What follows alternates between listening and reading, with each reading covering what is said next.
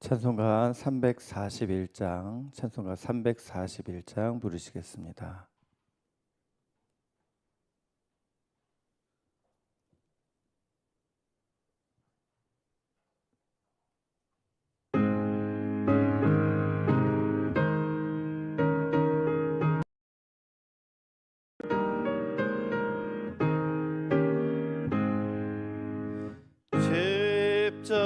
십자가를 내가 지고 주를 따라갑니다. 이제부터 예수로만 나의 법에 삼겠네. 세상에서 부귀영화 모두 잃어버려도 주의 평안 내가 받고 영생 복을 받겠네. 주도 곤욕 당했으니 나도 곤욕 당하리. 세상 사람 한사나 예수 진실합니다. 예수 나를 사랑하사 빛난 얼굴 보이면 원수들이 미워해도 염려할 것 없겠네. 내가 핍박 당할 때에 주의 품에 안기고 세상 고초 당할수록 많은 위로 받겠네. 주가 주신 기쁨 외에 기뻐할 것 뭐냐. 주가 나를 사랑하니 기뻐할 것뿐일세. 아멘. 사업과 직장을 위해서 기도하겠습니다. 우리의 일터가 주님이 함께 하시는 은혜의 터전이 되게 하시고 복음을 전하는 사역지가 될 수 있도록 기도하겠습니다. 또한 감당할 수 있는 체력을 주시고 지혜를 더하시며 형통함을 주시고 매일매일 주님의 도우심 가운데 더욱 감사와 찬양을 올려드리는 아름다운 삶의 현장이 될 수 있도록 함께 기도하시겠습니다. 사랑과 은혜가 많으신 아버지 하나님, 우리에게 일할 수 있는 아름다운 터전을 허락하셔서 땀 흘려 흘리는 그 아버지 하나님 정성 가운데 우리의 삶을 영위할 수 있고 또 그 가운데 하나님의 은혜를 흘려보낼 수 있도록 인도하시니 감사합니다. 이 모든 일 가운데 주님께서 붙들어 주시고 지켜주시고 복을 내려 주옵소서. 하나님, 감사와 보람과 기쁨이 있는 귀한 아버지 하나님, 사업과 직장이 되게 하여 주옵시고 그곳에서 주님을 믿는 하나님의 백성으로서 하나님 빛을 발하게 하시고 소금의 역할을 잘 감당케 하여 주옵소서. 하나님, 어디서든 주님을 경외하는 자로서 하나님 아버지 은혜의 통로로서 쓰임받게 하시고 하나님 아버지 만한 이들에게 주의 향기를 드러낼 수 있도록 역사하여 주옵소서. 하나님, 우리에게 지혜를 주시고 체력을 주시며 하나님이 주시는 형통한 가운데 계속해서 찬양의 감사가 끊임없이 이어질 수 있도록 인도하여 주옵소서. 우리 가운데 함께 하시는 예수님의 이름으로 간절히 기도드립니다. 아멘. 오늘 보실 말씀은 갈라디아서 2장 말씀을 새 번역으로 교독하시겠습니다. 그 다음에 14년이 지나서 나는 바나바와 함께 디도를 데리고 다시 예루살렘으로 올라갔습니다. 내가 거기에 올라간 것은 계시를 따른 것이었습니다. 나는 이방 사람들에게 전하는 복음을 그들에게 설명하고 유명한 사람들에게는 따로 설명하였습니다. 그것은 내가 달리고 있는 일이나 지금까지 달린 일이 헛되지 않게 하려고 한 것입니다. 나와 함께 있는 디도는 그리스 사람이지만 할례를 강요받지 않았습니다. 몰래 들어온 거짓 신도들 때문에 할례를 강요받는 일이 있었던 것입니다. 그들은 우리를 노예로 만들고자 하여 그리스도 예수 안에서 누리는 우리의 자유를 엿보려고 몰래 끼어든 자들입니다. 우리는 그들에게 잠시도 굴복하지 않았습니다. 그것은 복음의 진리가 언제나 여러분과 함께 있게 하려고 한 것입니다. 그 유명하다는 사람들로부터 나는 아무런 제한도 받지 않았습니다. 그들이 어떤 사람들이든지 나에게는 아무 상관이 없습니다. 하나님께서는 사람을 겉모양으로 판단하지 않으십니다. 그 유명한 사람들은 나에게 아무런 제한을 하지 않았습니다. 도리어 그들은 베드로가 할례 받은 사람에게 복음을 전하는 일을 맡은 것과 같이 내가 할례 받지 않은 사람에게 복음을 전하는 일을 맡은 것을 알게 되었습니다.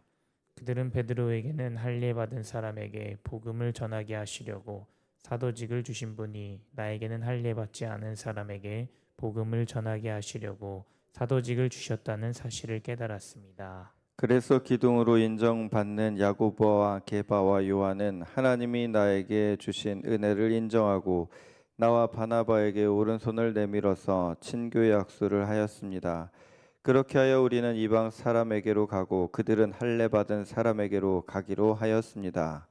다만 그들이 우리에게 바란 것은 가난한 사람을 기억해 달라고 한 것인데 그것은 바로 내가 마음을 다하여 다우던 일이었습니다. 그런데 게바가 안디옥에 왔을 때 잘못한 일이 있어서 나는 얼굴을 마주보고 그를 나무랐습니다. 그것은 게바가 야고보에게서 몇몇 사람이 오기 전에는 이방 사람들과 함께 음식을 먹다가 그들이 오니 할례 받은 사람들을 두려워하여 그 자리를 떠나 물러난 일입니다. 나머지 유대 사람들도 그와 함께 위선을 하였고 마침내는 바나바까지도 그들의 위선에 끌려갔습니다. 나는 그들이 복음의 진리를 따라 똑바로 걷지 않는 것을 보고 모든 사람 앞에서 게바에게 이렇게 말하였습니다. 당신은 유대 사람인데도 유대 사람처럼 살지 않고 이방 사람처럼 살면서 어찌하여 이방 사람더러 유대 사람이 되라고 강요합니까? 우리는 본디 유대 사람이요 이방인 출신의 죄인이 아닙니다. 그러나 사람이 율법을 행하는 행위로 의롭게 되는 것이 아니라 예수 그리스도를 믿는 믿음으로 의롭게 되는 것임을 알고 우리도 그리스도 예수를 믿은 것입니다. 그것은 우리가 율법을 행하는 행위로가 아니라 그리스도를 믿는 믿음으로 의롭다고 하심을 받고자 했던 것입니다. 율법을 행하는 행위로는 아무도 의롭게 될 수 없기 때문입니다. 우리가 그리스도 안에서 의롭다고 하심을 받으려고 하다가 우리가 죄인으로 드러난다면 그리스도는 우리로 하여금 죄를 짓게 하시는 분이라는 말입니까? 그럴 수 없습니다. 내가 헐어버린 것을 다시 세우면 나는 나 스스로를 범법자로 만드는 것입니다. 나는 율법과의 관계에서는 율법으로 말미암아 죽어버렸습니다. 그것은 내가 하나님과의 관계 안에서 살려고 하는 것입니다. 나는 그리스도와 함께 십자가에 못 박혔습니다. 이제 살고 있는 것은 내가 아닙니다. 그리스도께서 내 안에서 살고 계십니다.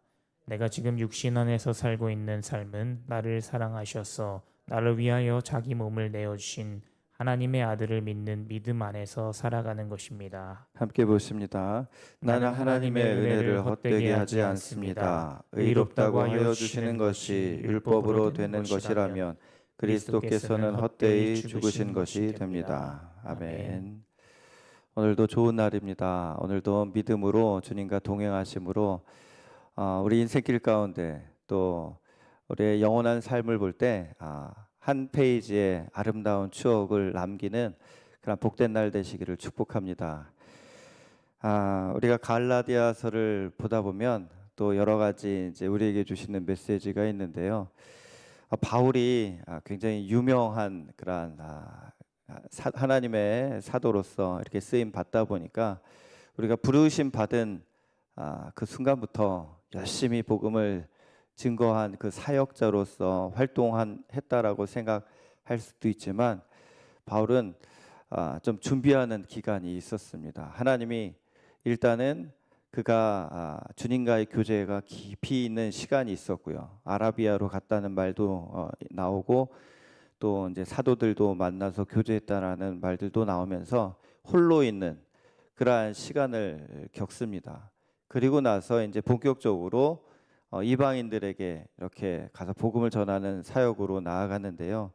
1절 말씀이 그런 것을 좀 우리에게 보여줍니다. 1절에 이렇게 나와 있습니다. 그 다음에 14년이 지나서 나는 바나바와 함께 디도를 데리고 다시 예루살렘으로 올라갔습니다. 여기 나오는 이 14년이 바로 그러한 기간을 뜻하는 내용이라고 할 수가 있습니다. 본인이 나는 한 10년 한 10몇 년 뒤에 이렇게 이 지역을, 이방인 지역을 다니면서 복음을 전해야겠다, 이렇게 어떤 기간을, 시점을 정한 게 아닙니다.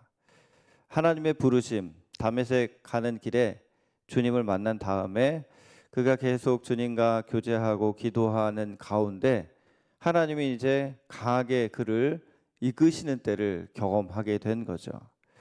우리가 이렇게 하나님의 부르심을 우리 스스로 어떤 특정해 가지고 뭐 1년 뒤에는 내가 뭐 한다, 2년 뒤에 뭐 한다, 이렇게 마음은 먹을 수 있지만, 하나님의 부르심이 내 마음과 같을 수도 있고 다를 수도 있거든요. 중요한 거는 뭡니까?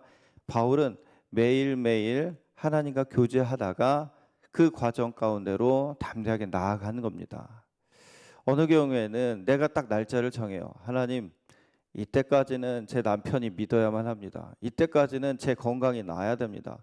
이때까지는 내 자녀들이 결혼해야 됩니다. 막 이런 식으로 딱 날짜를 정해놓고 하나님한테 푸시를 하는 거예요. 그러면서 막 작전 기도도 하죠. 물론 그렇게 기도해가지고 하나님 뭐 응답하시기도 하고 하지만, 근데 그것은 사실 우리가 하나님께 그렇게 막 하는 것은 좀 이렇게 은혜로운 모습은 아닙니다. 그렇게 기도는 하되 날짜를 막 정해놓고 그래서 만약에 될 수도 있지만 안 되면 하나님은 내 기도 안 들어주셔, 뭐 이렇게 나가는 경우도 많거든요.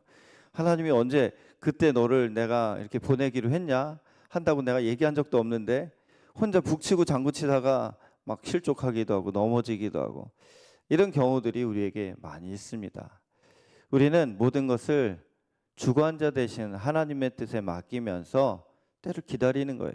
또 그때가 됐을 때 순종하는 겁니다.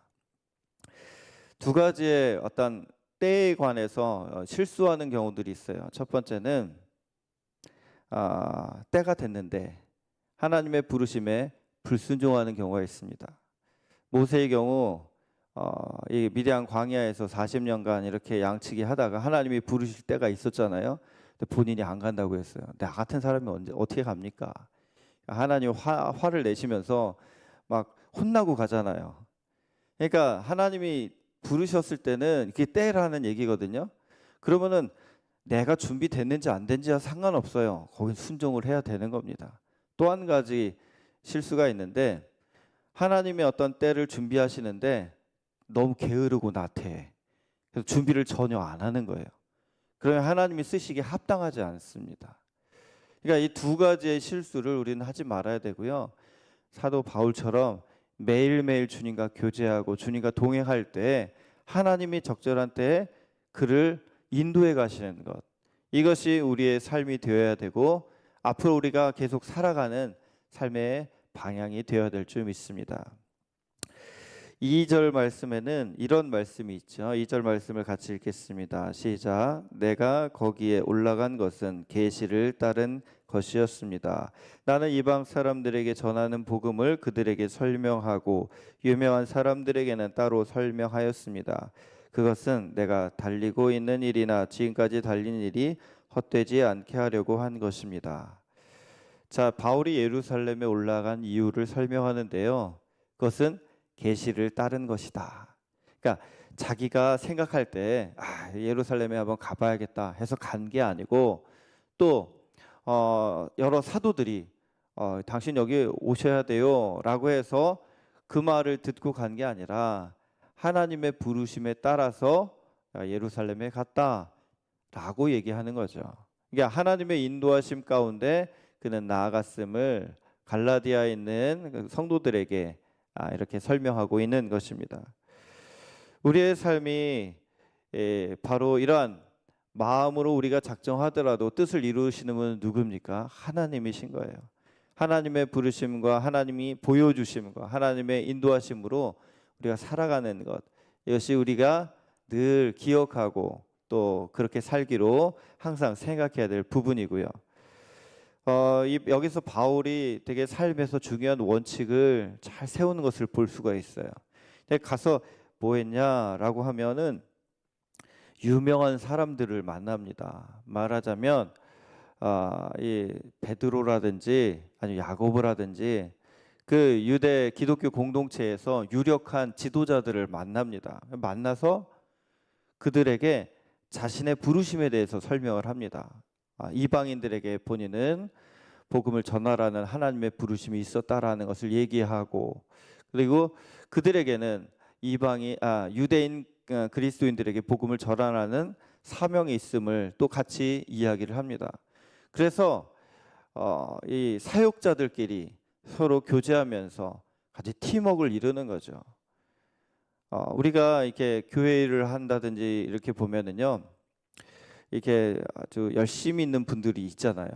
그러면은 이게 열심히 있는 거는 좋은 거예요. 근데 이게 유오디아와 순두개처럼 아주 열심히 많다 보면 서로 경쟁 의식이 있고 또 질투도 하게 되고 서로 시기도 하게 되고 협력을 혹시 안 할 수도 있게 되거든요.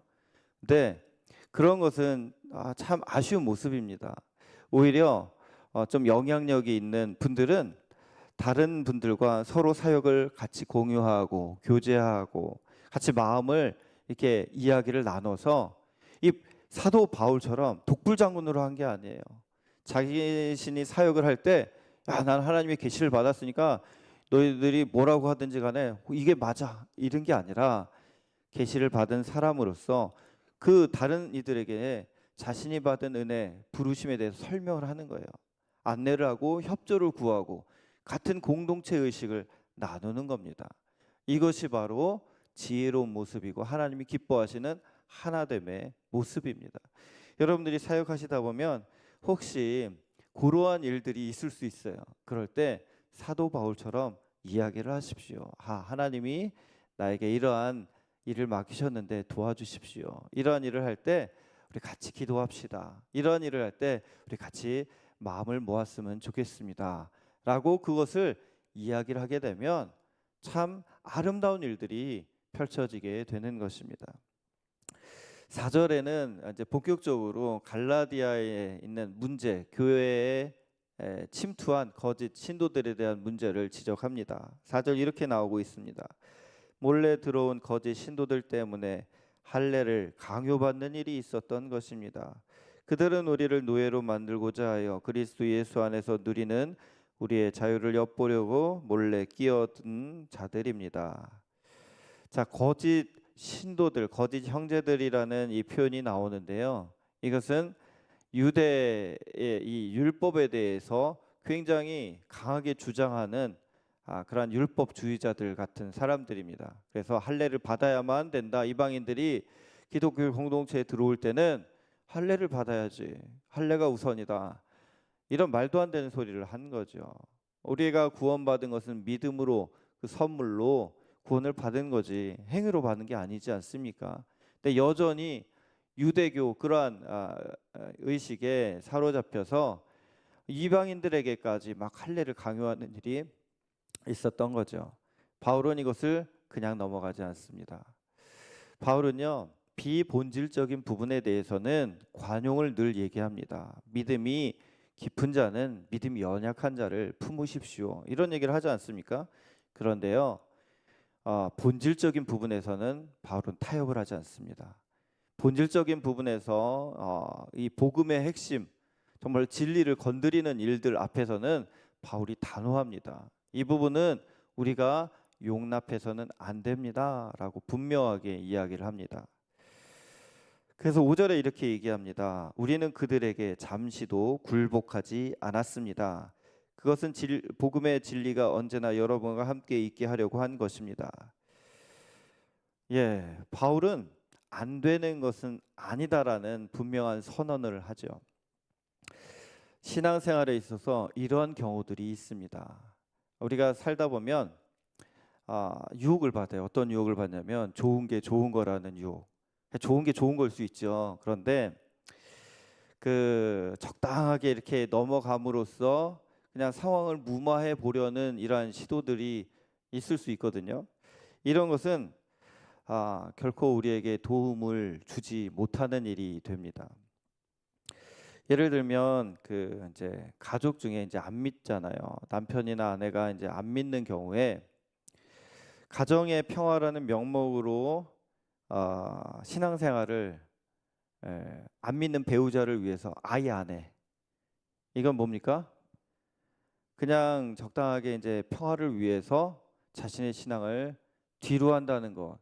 이거 합당한 모습이 아니라는 거죠. 아이가 막 떼를 쓰잖아요. 요즘에 무슨 그 아이에 대한 뭐 금쪽이 하면서 얘기들이 나오는데요. 이게 가만히 보면은요. 이렇게 좀 아이가 좀 병적으로 이렇게 좀 그런 부분도 있지만 오은영 박사 얘기를 들어보면 지도를 잘 못한 경우들도 좀 있더라고요. 아이가 떼를 쓸 때 어디 식당에서 막 떼를 쓰면 부모님들이 흔히 그 상황을 빨리 모면하려고 그 아이의 부당한 요구를 들어줘요. 그러면 아이는 학습을 하죠. 내가 원하는 것 있을 때 안 되고 안 된다고 할 땐 떼쓰면 되는구나. 무조건 떼를 쓰죠. 그 다음부터는. 그럼 부모님이 이제 못 이기는 거예요. 그게 반복이 되면 어디서든 그의 행동을 제어할 사람이 아무도 없습니다. 아닌 것은 아니라고 해야 됩니다. 무조건 다 오냐 오냐 하다가는 정말로 나중에 더 큰 아이도 힘들어지고 본인도 힘들어지고 주위 사람도 어려워지는 거죠. 세상 사람들이 요즘 트렌드가 막 동성애 뭐 어떠냐 이런 얘기들을 많이 하죠. 막 그런 얘기들이 너무나도 흔하게 나옵니다. 근데 거기다 대고 이제 그건 안 되는 거지라고 하면은 뭐 그런 얘기를 얘기를 하냐고 막 왕따 되는 분위기. 그러면은 뭐 그럴 수도 있지. 이렇게 넘어가는 것. 이런 것들은 우리가 진리편에 서지 않는 하나님이 분명히 기뻐하시는 것, 원하시는 방향을 그냥 사람들의 비유에 맞춰서 그냥 한다는 것. 이런 것도 합당하지 않은 겁니다. 사도 바울은요. 이렇게 본인이 지켜야 되고 그 성도들이 알아야 되는 그 진리에 대한 부분은 힘들지만 편지를 썼어요. 이것은 안 되지라고 하면서 고린도 교회도 쓰고 갈라디아에 있는 여러 교회들에게도 편지를 쓰고 그렇게 씀으로써 그들이 지켜야 될 것이 무엇이고 버려야 될 것이 무엇이고 경계해야 될 것이 무엇인지를 분명히 알려줍니다. 이렇게 하는 건요 피곤한 일이에요 사실. 그리고 사람들 그렇게 하면 그걸 듣는 사람들 중에서 기뻐하는 사람도 있지만 잘못된 길을 가는 사람들은 어때요? 오히려 바울을 오해하고 미워하죠. 그러니까 바울은 성도들한테도 좋은 소리 못 들은 경우도 많아요. 그러니까 이제 눈물을 흘리면서 편지도 쓰고 막 이방인들에게도 핍박도 받고 유대인들에게도 핍박받고 꼭 그러고 싶어요. 근데 사랑하니까 양들이니까 하나님의 백성이니까 그렇게 얘기하는 겁니다. 여러분 우리가 이 세상이 계속 이렇게 거짓된 것으로 흘러갈 때 믿음을 지키고 복음을 지키는 것 쉬운 일이 아닙니다. 그러함에도 우리가 감당해야 될 것은 하나님이 우리가 지켜야 될 것이 무엇인지 하나님 제가 끝까지 귀히 여기면서 이 복음의 삶을 온전히 살아갈 수 있도록 인도하옵소서 이렇게 기도해야 되고요. 또 우리 주변에 때로는 내가 올바른 말을 해야 될 때가 있어요. 하나님이 기뻐하시는 그 말 때문에 좀 감정이 불편할 수도 있겠죠. 복음을 전한다는 게 늘 다 아멘하고 할렐루야하고 받습니까? 아닐 수 있어요. 그럴 때라도 내가 그 말을 안 하게 되면 또 다른 사람으로부터 이게 들을 수도 있지만 영원히 못 들을 수도 있거든요. 그래서 그러한 사명, 내게 주신 사명을 끝까지 잘 감당하시기를 주님의 이름으로 축복합니다. 오늘 말씀에는 이 할례 문제 또 이방인과의 교제 이 부분에 있어서 참 바울에게 어려운 상황이 딱 닥쳤어요. 그건 뭡니까? 베드로. 유대 기독교 공동체 초대교회에서는 베드로처럼 영향력이 있는 사람이 어디 있습니까? 근데 베드로가 사실 이방인 전도에 있어서 그 고넬료를 만나는 사건을 통해서 이방인 선교의 문을 활짝 열게 한 장본인이거든요. 큰 힘을 실어줬어요. 하나님이 베드로에게 환상을 보여주셨고 고넬료에게 가라고 하셔가지고 그 사건을 통해서 예루살렘 회의를 통해서 이 복음의 문이 이방인들에게도 아주 그냥 율법을 지켜야 된다 이게 아니라 그냥 네 가지만 빼놓고는 자유하다라고 할 정도로 놀라운 일을 한 그 통로거든요. 근데 이 게바가 이방인들과 밥을 먹어요. 근데 그 야고보가 이렇게 사람들을 보내요. 그러니까 유대인들이죠. 유대 기독교인들이 온다는 걸 듣고 슬쩍 그 자리를 일어나서 피합니다. 참, 아니 먹으면 같이 먹어야지 의리가 있게 마지막 숟갈까지 같이 떠야 되잖아요. 같이 이렇게 해가지고 만찬을 나누고 거기는 식사 시간이 길어요. 뭐 한 2시간 이렇게 되지요. 근데 이렇게 온다는 거 보고서 먹다 말고 피해. 그러니까 바나바까지도 피해. 이걸 보고선 베드로가 얘기를 안 할 수가 없어요. 베드로의 면전화도 되고 아니 당신 이방인처럼 살고 있지 않냐?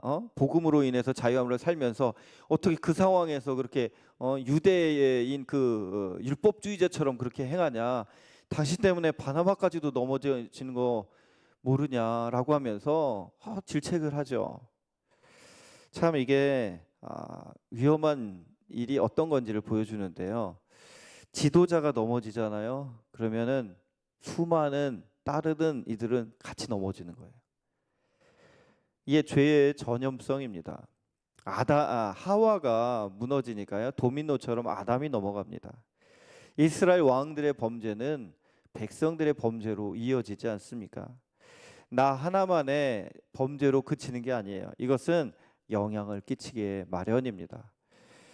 그래서 바울이 이때 분명한 얘기를 합니다. 그러니까 우리가 율법에 의해서 구원받는 게 아니라 당신 믿음으로 구원받는다라는 것을 잊지 마시오라고 하면서 고린도 교회인들에게 2장 16절 말씀을 전합니다.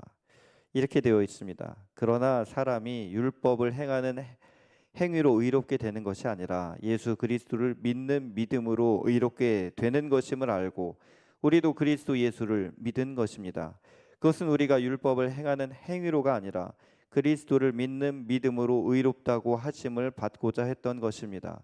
율법을 행하는 행위로는 아무도 의롭게 될 수 없기 때문입니다.